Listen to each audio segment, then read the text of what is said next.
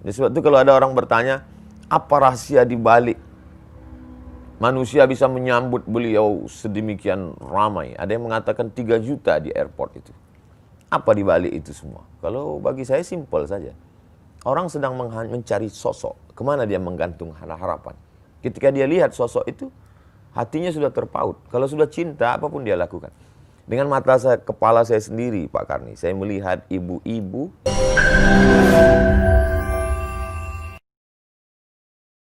Jangan lupa subscribe, like, and share. Yaitu Ustadz yang paling terkenal di Republik ini. Ustadz siapa lagi kalau bukan Ustadz Abdul Somad. Assalamualaikum Ustadz. Waalaikumsalam warahmatullahi wabarakatuh. Ustadz, saya dengar tadi datang dari Palembang. Ya. Dan siang tadi udah ketemu dengan ARS. Habib Rizik Syihab. Alhamdulillah Pak Karni. Di Megamendung. Jadi sepertinya Ustadz ke Jakarta kali ini memang karena ARS datang ke Jakarta atau pulang kampung. Sisi memang kebahagiaan saya, karena selama ini setiap saya ceramah kemana-mana, jamaah bertanya kapan Habib Rizik pulang. Oh, gitu. Mereka menganggap seolah-olah saya tahu semua yang terjadi dengan Habib Rizik. Dan kebetulan memang ada jadwal beberapa hari ini, jadi bersanding dengan itu kebetulan dan saya datang ke Megamendung. Sejauh mana hubungan Ustadz sebenarnya dengan Habib Rizik Syihab? Kalau dilihat dari segala aspek justru lebih banyak perbedaan Pak Karni. Usia misalnya saya 77, beliau 65. Ya, saya lahir 77, beliau 65, lebih kurang 12 tahun perbedaan panjang. Saya di Mesir, beliau di Imam Muhammad Ibn Saud di Riyadh. Mesir ini lebih terbuka, sedangkan Riyadh ini satu mazhab saja. Iya. Kemudian pula dari segi nasab, saya orang biasa, beliau Habib, keturunan Nabi Muhammad SAW. Tapi kemudian ketika ada beberapa hal yang ada titik persamaan. Ketika saya senang sekali dengan gerakan amar ma'ruf nahi mungkar. Selama ini saya melihat ada orang yang amar ma'rufnya semangat, ngajak berzikir, ngajak sholawat, ngajak memakmurkan masjid. Tapi ketika mungkar, melihat perbuatan maksiat itu diam. Karena memang amar ma'ruf nahi mungkar ini kan terkait dengan kepentingan orang banyak. Sehingga kalau itu kita sentuh, kalau ke istilah orang Melayu, kalau periuk belanga orang tersentuh dia mengamuk. Iyalah. Nah, jadi saya simpati dari awal. Sebelum saya ketemu beliau, sebelum hiruk pikuk Pilkada Jakarta 2017. Jadi soal keberanian maksud Ustaz. Keberaniannya itu bagi saya sesuatu yang menantang, saya senang. Apa fenomena dengan dia balik sekarang ini setelah sekian lama mengungsi lah ke Saudi Arabia?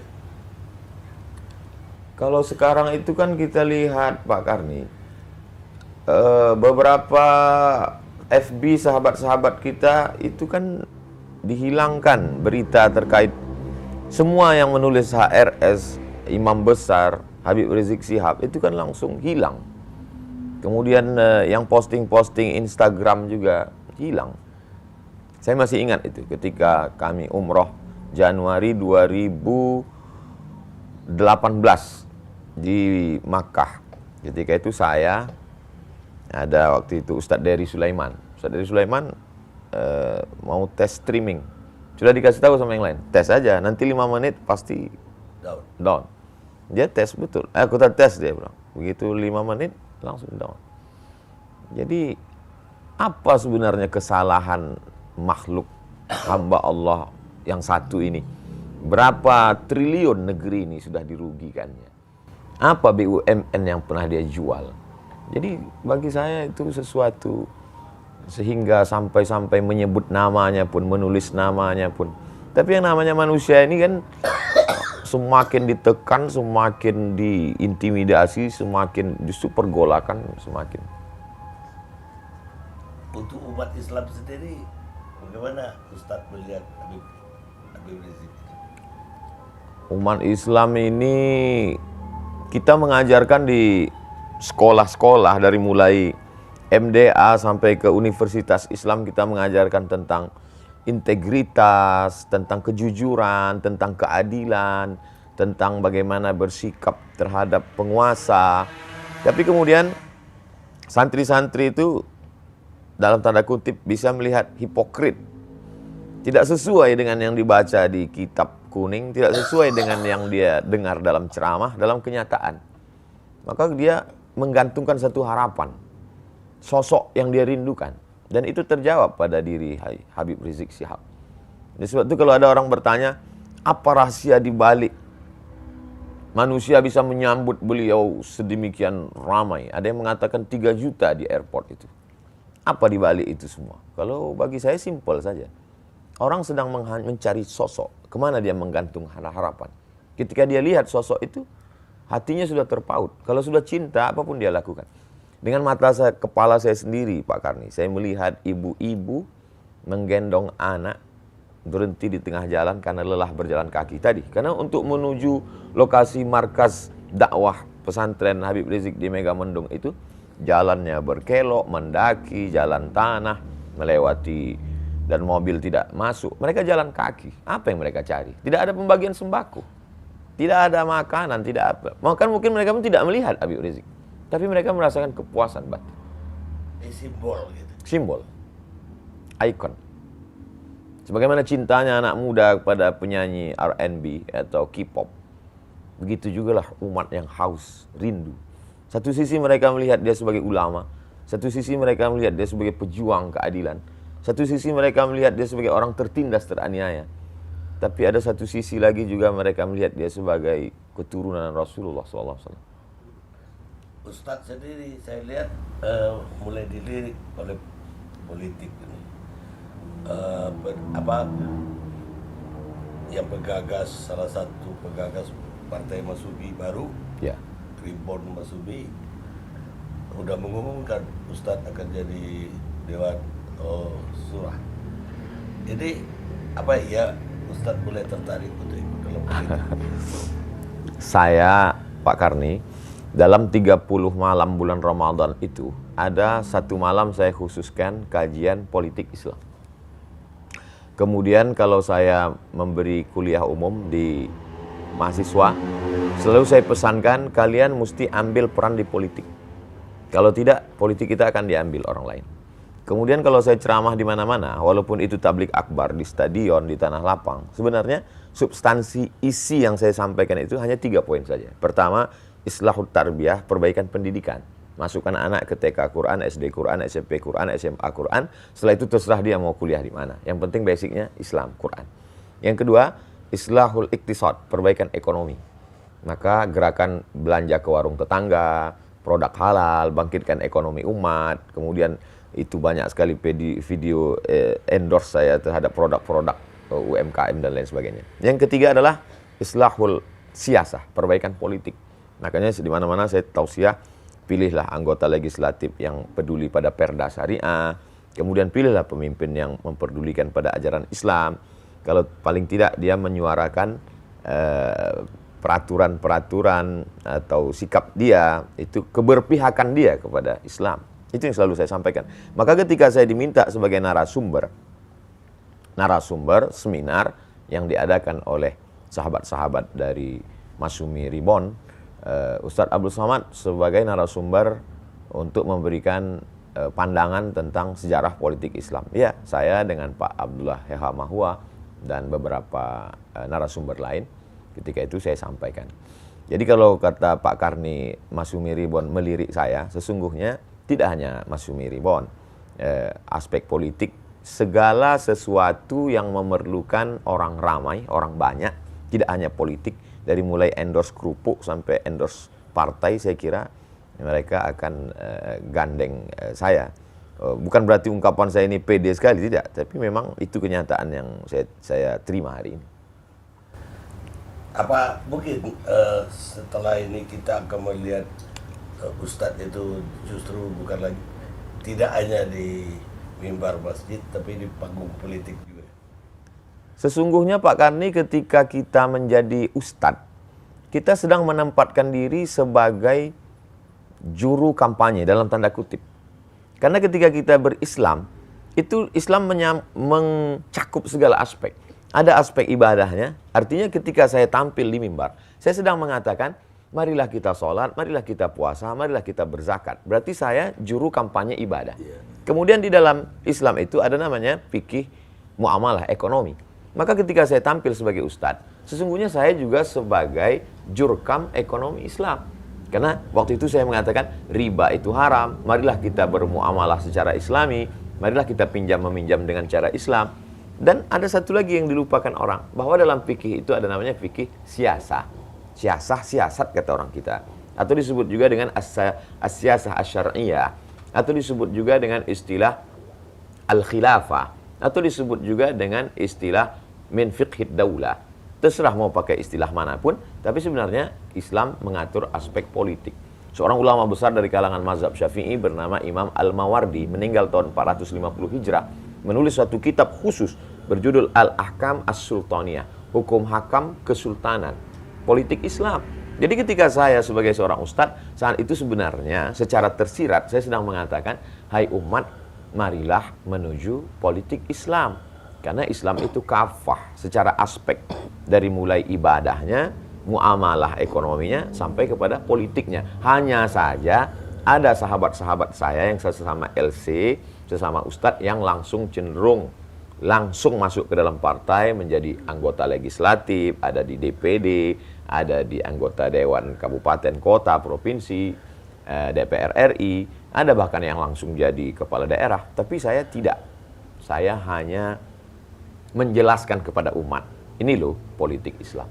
Tapi sebagai pelaku politik praktis langsung, saya kira tidak. Karena saya memang secara historis, sejarah pribadi saya, kakek dulu mengatakan cucuku yang ini sekolah agama. Jadi saya memang sudah disetting dari awal belajar agama. Maka saya tidak SD, saya madrasah ibtidaiyah, sanawiyah, aliyah, kuliah di Al-Azhar, S2 hadis di Maroko, S3 juga hadis.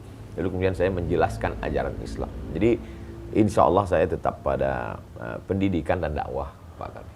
Kalau ya seperti waktu ditawarin jadi wakil presiden pemilu yang lalu, Ya. kan Ustadz mengatakan Ustadz mau jadi berdakwah aja, Dakwah. mau jadi Ustadz aja, tidak mau jadi wakil presiden atau orang praktisi politik lah. Politik. Apa itu tetap? Insya Allah Pak Karni. Jadi saya mensupport kawan-kawan, sahabat-sahabat saya, bagi-bagi tugas. Ada yang jadi penjaga gawang, yang mengajarkan kitab kuning di pondok-pondok itu mereka tidak pernah tampil ke depan. Menurut saya ini adalah penjaga gawang. Lalu kemudian ada yang menjadi back, ini yang menjadi anggota legislatif, ini mereka adalah backnya. Mereka membackup ini ajaran Islam di parlemen.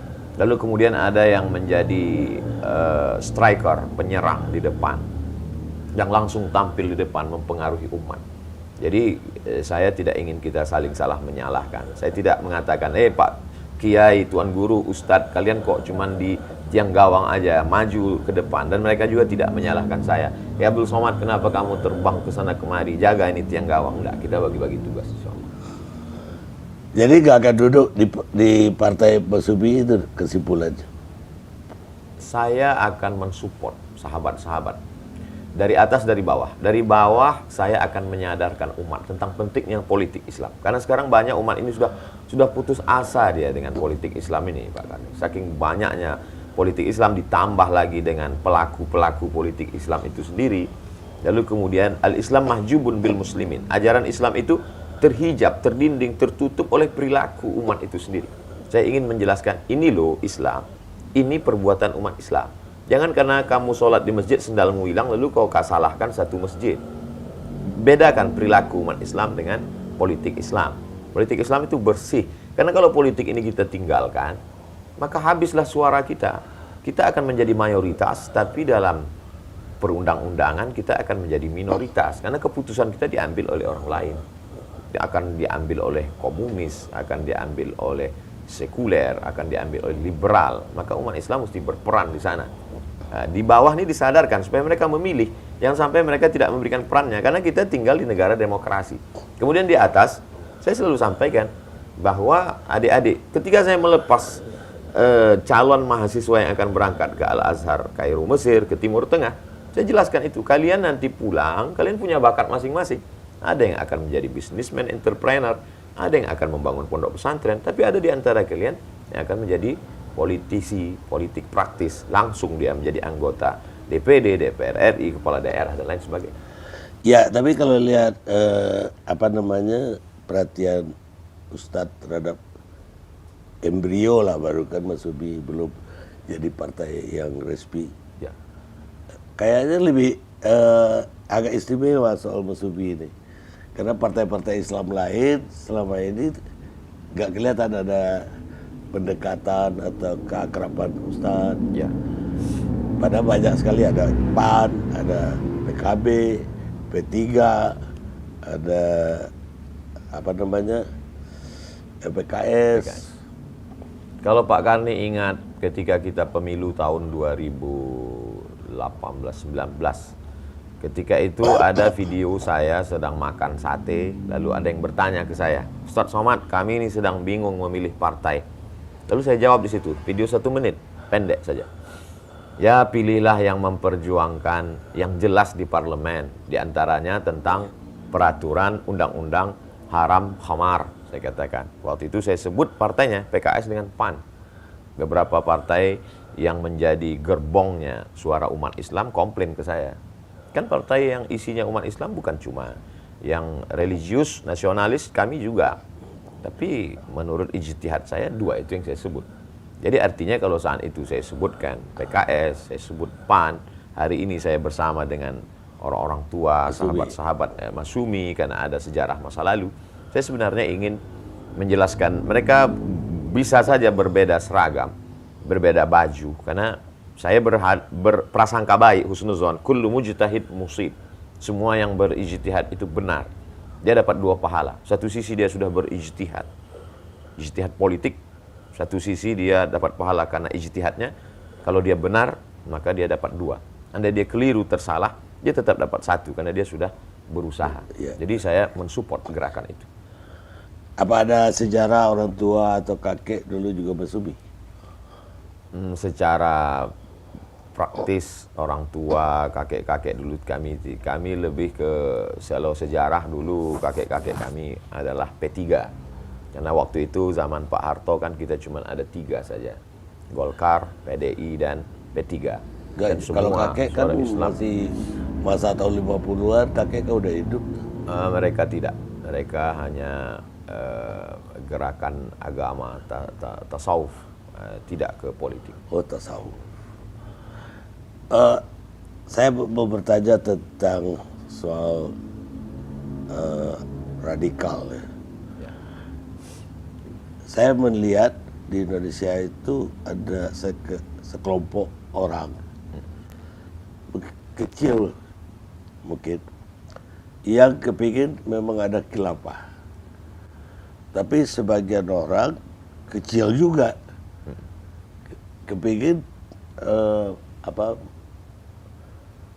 dan kampanye untuk selalu memerangi khilafah. Ya, korbannya kelompok besar, umat Islami besar. Ya. Karena dua-duanya berlawanan dengan ekstrim. Bagaimana Ustadz melihat ini? Analisa Pak Karni tajam sekali. Ada satu kelompok kecil yang menginginkan, ada satu kelompok kecil yang tidak menginginkan. Yang menjadi korban adalah kelompok besar. Sebenarnya untuk memerangi ini hanya 2 saja. Yang pertama, umat dibuat faham, mengerti keadaan. Yang kedua, orang yang punya kepentingan jangan biarkan bermain. Karena ada orang yang mengambil kepentingan dan permainan di situ. Kalau dipahamkan umat ini, sama seperti kita mengerti, Pak Karni tidak punya kecurigaan sedikit pun bahwa saya akan mengganti Pancasila, bahwa saya anti NKRI, bahwa saya anti kebinekaan. Pak Karni paham tentang bagaimana pendirian saya, bagaimana sikap saya. Sehingga kita tidak ada kecurigaan. Kenapa? Yang pertama, kita saling mengerti. Yang kedua, bahwa kita tidak ada kepentingan. Tapi ketika ada kepentingan, maka mengerti pun kita tidak ada gunanya. bahwa lalu kemudian kita diajarkan dari dulu, maka ketika ada kelompok yang meminta saya, memaksa saya untuk menyanyikan lagu kebangsaan Indonesia, saya menolak. Bukan karena saya tidak bisa menyanyikan, itu bukan saya karena anti NKRI. Saya dari kecil SD, sayalah yang mengerek bendera itu, dan sayalah yang menyanyikan lagu itu. Dan ketika saya mau berangkat ke Mesir, maka kami 100 anak Indonesia yang lulus beasiswa Al-Azhar tidak akan berangkat ke Mesir kalau tidak lulus penataran P4. Tes ke Mesir itu 3, tes bahasa Arab, tes hafalan Al-Quran, dan tes Pancasila dan Undang-Undang Dasar 45. Lalu kemudian setelah pulang, kamilah yang membawa bendera itu ke dalam hutan belantara 7 jam naik sampan untuk mengganti bendera yang lapuk dan mengajarkan anak-anak di kelas itu tentang Indonesia Raya. Ya, jadi kalau kita saling mengerti, maka insya Allah bualan-bualan isu-isu hoax itu tidak akan termakan oleh siapapun, sebagaimana kita bisa duduk bersama terlepas dari perbedaan pandangan politik. Ya, saya tahu bahwa banyak yang menuding Ustadz itu radikal, bahkan khilafah. Ya. Dan bahkan ketika kami wawancara Ustadz pun ada yang menuding, oh, Anda udah jadi khilafah. Jangan-jangan Pak Karni sudah dituduh terinspirasi ikut khilafah. Iya, karena pernah wawancara dengan Ustadz. Labeling ini sangat mengerikan Pak Karni. Jadi kalau kita lihat sekarang, kalau ada orang tidak suka sesuatu, langsung dia berikan label anti NKRI, radikal, khilafah. 3 ini seperti. Jadi kalau kita mundur ke belakang, kita bisa lihat bagaimana apa yang dialami oleh Haji Abdul Malik Karim Amrullah. Ketika pada rezim Orde Lama, zaman itu label yang paling sangat manis untuk menjatuhkan orang adalah dengan mengatakan dia akan menggulingkan kekuasaan, menjual negara Republik Indonesia ke Malaysia, lalu kemudian akan membunuh presiden dan lain sebagainya. Itu pernah dialami Buya Hamka. Lalu kemudian hari berganti, musim berubah, masuk Orde Baru, dan ketika itu muncul label baru yang disebut dengan Komando Jihad. Siapa saja, bahkan Buya Hamka kena label itu. Sampai Buya Hamka akhirnya melepas pecinya, dia bantingkan. Kalau ada komando jihad itu, maka akulah komando jihad itu, kata Buya Hamka. Jadi sejarah label ini saya kira perlu dituliskan dalam tulisan yang menarik atau buku sekalian, tentang bagaimana label-label ini untuk menjatuhkan orang lain. Seperti perbuatan anak kecil dulu, kita waktu masih SD, kita tulis kertas, kita tempelkan di belakang orang. Kita sedang label. Itulah yang terjadi pada saya dan pada saudara-saudara saya dan sahabat saya. Kami amat sangat cinta pada negara kesatuan Republik Indonesia. Ya, karena itu saya ingin bertanya bagaimana tanggapan Ustadz ketika Ustadz itu mengalami banyak sekali, ada persekusi, Ya. ada ya kayak tadi dihadang, bahkan ada khotbahnya jadi dibatalkan, Ya. segala macam lah, bahkan tidak diterima di satu daerah. Ini apa tanggapan Ustadz terhadap ini semua? Saya mengalami sendiri Pak Karni, beberapa tempat itu bahwa ada sekelompok anak muda, tapi kemudian itu sebenarnya bukan suara masyarakat. Ambil contoh kasus Bali, itu bukan suara masyarakat Bali. Buktinya tablik akbar itu terjadi, terwujud, dan saya ceramah di dalam masjid, dan di situ ada Raja Bali hadir waktu itu. Sekarang kalau masih mau dicari di Google bisa, Abdul Somad Raja Bali, enter. Beliau duduk minum kopi bersama dengan saya, dan beliau yang duduk di situ. Padahal beliau Hindu. Beliau menjamin selama saya ada di sini, Ustaz Abdul Somad aman ceramah. Artinya dua tadi, pemahaman yang mesti dibenarkan, yang kedua mesti diluruskan, dibetulkan, yang kedua jangan ada kepentingan. Karena sekelompok orang ini bermain di bawah atas nama kepentingan. Kalau kita lepas dari ini, maka fitnah-fitnah ini akan hilang dan kita bisa jaga keberaneka-ragaman kebangsaan kita ke depan. Kita mesti bangun bangsa ini karena kita begitu amat sangat banyak suku, multi etnis, multi bahasa, multi agama. Kalau ini dipelihara konflik ini, kita na'udzubillah, ini fitnah besar. Jangan sampai ini terjadi pada umat dan bangsa ini. Iya, tapi sebaliknya juga dari kelompok Islam juga ada kecurigaan terhadap bangkitnya kembali komunis misalnya. Ya. Ustadz bagaimana melihat, memang ada gejala apa komunis ini akan bangkit? Saya kira mesti ada kejujuran, Pak Karni. Jadi kejujuran bagaimana, kenapa orang yang mengibarkan bendera la ilaha illallah dilarang, ditangkap, dikriminalisasi. Lalu kenapa orang yang menulis buku Aku Bangga Sebagai Anak PKI dibiarkan? Jadi kalau ada kecurigaan umat, ini kan lalang kering. Lalang kering ini mesti disiram supaya apinya tidak menjalar kemana-mana. Jadi jangan sampai kita belah bambu, yang satu diinjak, yang satu dinaikkan. Kita harus bersikap adil. Maka dalam Islam diajarkan i'dilu, bersikap adillah kamu. Wa aqrabu littaqwa, adil itu lebih dekat kepada takwa. Jadi pemimpin yang ditaati itu pun dalam Islam sifatnya dua. Betul, atiullah wa atiur rasul wa ulil amri ta'ala kepada pemimpin. Tapi syarat pemimpin itu dua. Pertama, idza hakamtum bainan nas an tahkumu bil adli. Kalau menetapkan hukum dia adil. Lalu kemudian innallaha ya'murukum an tu'adul amanati ila ahliha, meletakkan amanah pada tempatnya dan dia bersikap adil. Jadi kalau umat ini mulai ada komplain, dia lihat ketidakadilan, maka bersikap adil, maka insya Allah isu-isu itu akan hilang dengan sendirinya, termasuklah isu komunis. Baik, Ustadz, ada satu hal lagi yang mungkin ini apa ya, apresiasi saya.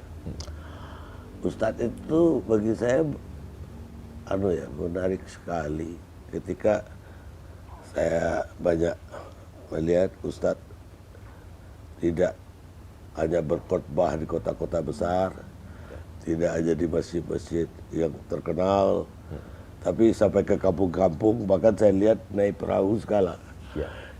ke suku-suku terasing, ke dusun-dusun Ya. di berbagai penjuru.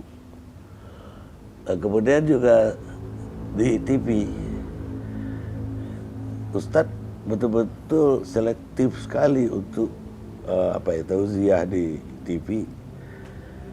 Dan saya terima kasih sekali Ustadz, satu-satunya pilihan Ustadz Raja TV One. Ini tujuan Ustadz bagaimana ini? Apa yang mendorong Ustadz begitu? Saya dulu cita-cita saya simpel saja Pak Karni. Saya pulang, saya ingin beli tanah yang di kampung itu tidak ada ustadznya. Lalu kemudian saya akan buat kolam ikan, tanam cabai, tanam bawang, tanam kangkung. Saya menjadi guru mengaji. Syukur-syukur rezeki berlebih, saya bisa buka pondok pesantren. Simpel saja dulu. Tapi kemudian almarhumah ibu saya mengatakan, kau kan S2, baguslah kau tinggal di ibu kota provinsi. Saya bilang kita tak punya channel, kita tak punya kenalan. Gimana mau mengajar di kampus? Allah kasih jalan, kata dia. Jadi ketika saya pulang, kebetulan di bulan itu buka tes PNS. Lalu saya lulus. Saya kemudian memberikan tausiah, ceramah dari masjid-masjid ke surau. Lalu kemudian ditakdirkan Allah viral. Tapi saya tetap pada cita-cita pertama. Maka ada salah seorang sekda, sekretaris daerah yang seminar di Jepang. Sampai di Jepang dia ketemu dengan rektor Universitas Hasanuddin. Lalu Bapak Rektor ini bertanya kepada Pak Sekda salah satu kabupaten. Dia tanya, kenal Ustadz Abdul Somad dari Riau? Saya selalu tonton dia di YouTube. Rupanya Pak Sekda kabupaten tadi tidak kenal dengan saya. Tapi mau bilang tidak kenal malu, karena masa orang Makassar bisa kenal, dia yang sekampung tidak kenal. Akhirnya saya diminta datang. Saya pun datang. Ustadz ceramah di ibu kota kabupaten ini. Saya katakan, saya sudah ceramah 5 tahun bolak-balik sini. Bapak aja yang tak pernah datang. Tapi kalau Bapak mau suruh saya ceramah, kasih saya jadwal menelusuri sungai ini sampai ke suku Akit yang belum beragama. Saya akan isi 6 pengajian. Kajian subuh, kajian duha, kajian zuhur, kajian asar, kajian maghrib, kajian isya. Kasih saya seminggu. 6 hari, 6 kali 6, 36 titik. Mereka susun 36. Kepuasan saya ada berada di situ. Maka ketika ada mahasiswa mengajak saya masuk ke suku Talang Mama, saya masuk. Dari Pekanbaru 5 jam, masuk ke dalam 7 jam. Sampai hari ini, dalam setahun itu saya khususkan ada 2 bulan, Saya masuk ke pulau-pulau. Sahabat-sahabat mengajak saya dari Dompet Duafa, dari Dewan Dakwah, dan lain sebagainya. Dewan Dakwah salah satu yang konsep. Ada kepuasan batin saya di sana. Mana memang tujuan awal saya yaitu bahwa dulu ketika di Mesir, Pak Karni, kita waktu itu krisis, kesulitan. Dan ada orang Mesir itu dia punya peternakan ayam, namanya Muhandis Abdus Salam. Dia kaya sekali. Setiap bulan krisis moneter kami sulit dapat kiriman. Dia yang memberi kami bantuan di samping beasiswa Al-Azhar. Suatu ketika sedang berkumpul kami datang bertanya ke Muhandis Abdus Salam, apa yang doa engkau inginkan dari kami?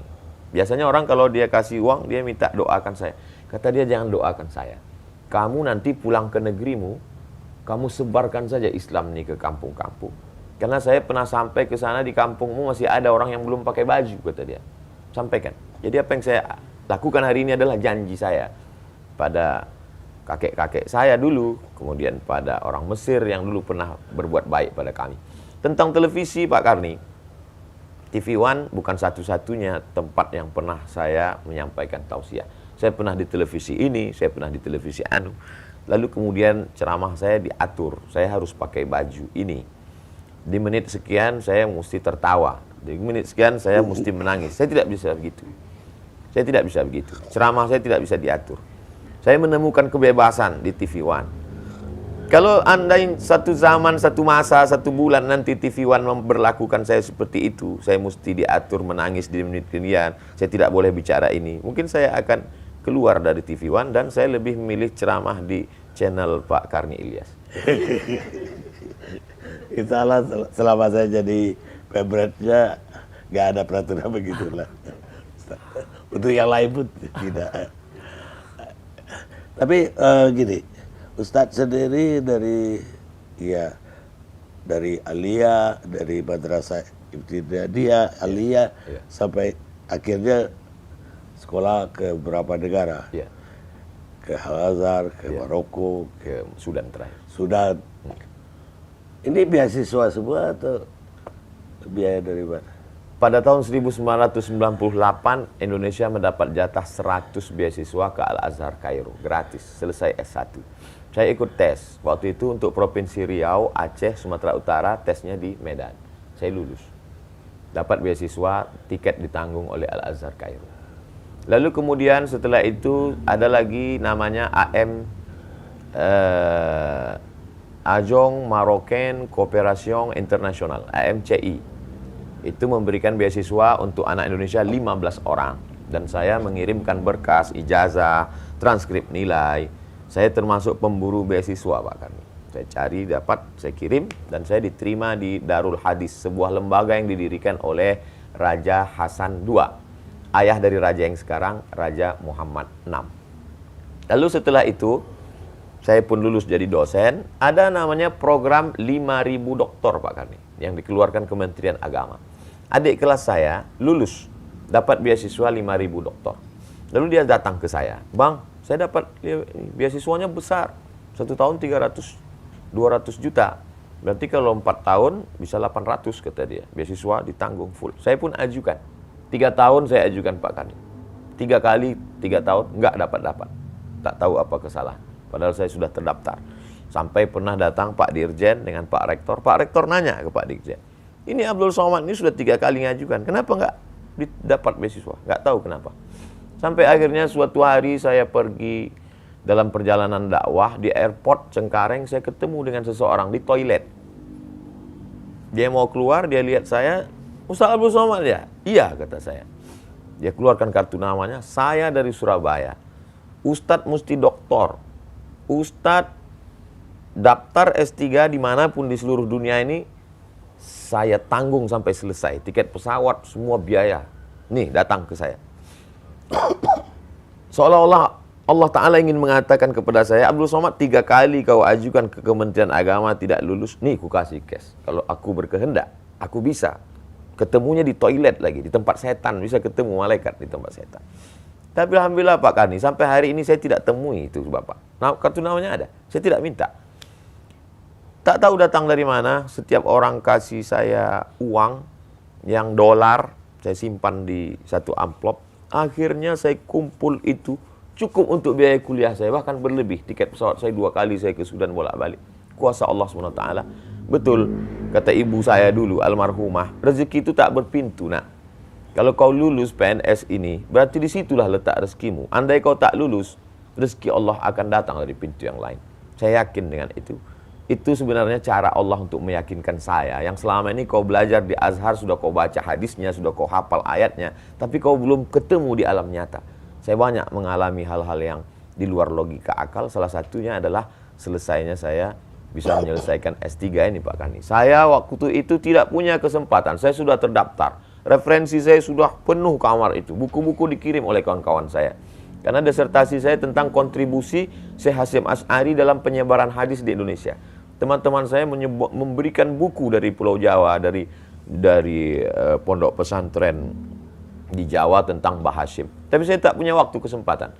Sampai akhirnya video saya dengan Pak Prabowo viral. Wawancara di TV One.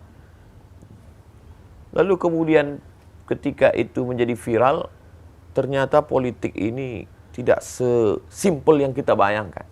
Maka mau tidak mau, jadwal ceramah saya 4 bulan mesti hilang sejak pertemuan itu. April, Mei, Juni, Juli. Di 4 bulan full itulah saya tidak ada main handphone, tak ketemu orang. Saya hanya menulis saja. Menulis. Akhirnya saya pergi ke Sudan dan saya sampai ke sana setelah melewati lebih dari 20 kali perbaikan, revisi, akhirnya sudah siap disidangkan. Ternyata saya baru terdaftar 2 tahun kurang 6 bulan. Akhirnya saya disidangkan Desember 2019 dan bulan Februari saya datang ke Brunei Darussalam. Sudah siap kertasnya diserahkan oleh rektor. Ini kertas sudah ditandatangani sebulan yang lalu. Abdul Somad sebagai visiting professor di University Islam Sultan Syarif Ali Brunei Darussalam. Jadi saya lihat hidup ini kita jalani saja, mengalir saja. Niat baik, buat baik, Allah kasih baik. Andai tidak baik, berarti Allah sedang menguji kita. Jadi saya banyak belajar hidup, bukan dari buku, tapi dari yang saya alami. Saya kira demikian, Pak. Baik, apa ada putra-putri yang ikuti jejak Ustaz? Anak kandung 1 orang. Kalau anak biologis 1 orang. Namanya Mizian Hazi Abdillah. Tapi saya tidak paksa anak saya mesti ikut seperti saya. Anak saya mesti TK Al-Quran. Dia hafal juz 29, juz 30. Umurnya 5 November ini genap 7 tahun. Saya mesti masukkan dia ke SD Al-Quran, SMP Al-Quran, SMA Al-Quran. Setelah itu nanti terserah dia mau jadi apa. Kalau dia mau ikut jejak saya ke Mesir, saya akan kirim dia ke Al-Azhar Kairo. Kalau dia tidak mau ke Kairo, terserah dia. Saya lihat sekarang dia banyak main kereta api. Mungkin dia mau jadi masinis, terserah. Yang penting dia jadi apapun, dia bisa menolong agama Allah. Berapa orang putra? Anak saya 1 orang. Oh, 1. Dan Ustadz sebetulnya kalau lihat dari CV-nya kan lahir di Asahan ya. Asahan, Sumatera Utara. Tapi besarnya di Pekanbaru. Saya Riau. sampai 1900 saya kuliah sekolah di SD di Kisaran, ibu kota Kabupaten Asahan. Lalu setelah itu melanjutkan ke Madrasah Sanawiyah Muallimin Al-Jamiatul Wasliyah Jalan Sisinga Mangaraja Medan sampai 1995. Setelah itu saya berhenti sekolah karena menurut saya sekolah itu tak ada gunanya. Presiden sudah ada, menteri sudah ada. Saya bilang ke orang tua saya, aku tak perlu sekolah lagi, belikan saja aku 1 mobil truk mau jual ikan asin. Karena saya lihat jual ikan asin lebih kaya dan lebih banyak uangnya. Tapi orang tua, ibu khususnya, memotivasi saya untuk terus sekolah. Akhirnya saya sekolah, ijazah terakhir saya di Nurul Falah Air Molek Indragiri Hulu. Itulah satu-satunya sekolah yang mau menerima saya. Sekolah itu amat sangat besar jasanya. Selalu saya sampaikan motivasi, jangan pernah menjudge orang. Walaupun anak itu bandel, nakal, boleh jadi dia punya harapan. Terimalah dia, seperti sekolah ini dulu mau menerima saya. Lalu kemudian setelah itu 98 saya ke Mesir, tahun 2004 saya ke Maroko, 2017 saya ke Sudan, 2019 berakhir, dan saya keluar dari PNS 2020 sampai hari ini dan dipertemukan dengan Pak Karni. Baik, Ustadz, terima kasih banyak sudah mau meluangkan waktu untuk Karni Ilyas Club. Pemirsa, demikianlah bincang-bincang kita atau ngobrol kami berdua yang di-record oleh Karni Ilyas Club. Saksikan Karni Ilyas Club. Sebelum Pak Karni tutup, ada sesuatu yang ingin saya berikan. Silakan. Mudah-mudahan setiap melihat ini Pak Karni jadi ingat saya dan mendoakan saya. Siap. Saya lahir 77, Pak Karni tahun 77 menikah dan punya anak 79. Jadi saya mungkin sebaya dengan anak Pak Karni. Saya mau pasangkan tulisan UAS Ustadz Abdul Somad. Makasih Ustadz. Barakallah. Mohon izin Pak Karni. Iya.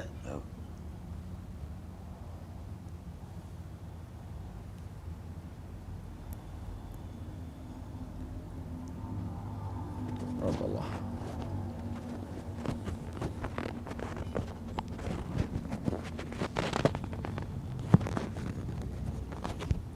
Oke.